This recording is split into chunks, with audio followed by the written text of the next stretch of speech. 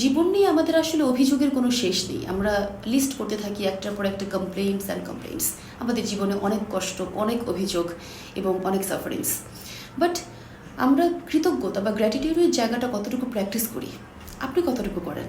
Just একটু ভেবে দেখুন তো, আপনার এই হেকটিক জব, সারাদিন আপনি ট্রাফিক জ্যাম ঠেলে একটা চাকরি করছেন, এই হেকটিক জবটাই কিন্তু একজন জবলেসের জন্য dream.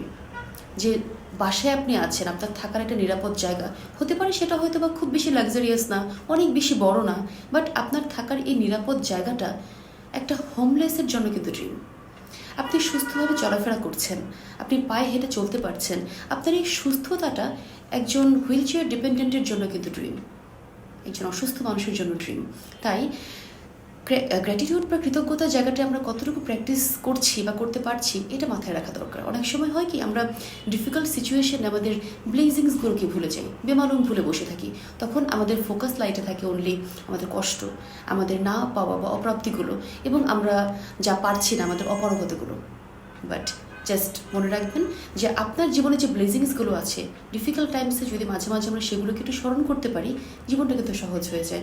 So don't let your difficult times make you ignore your blessings.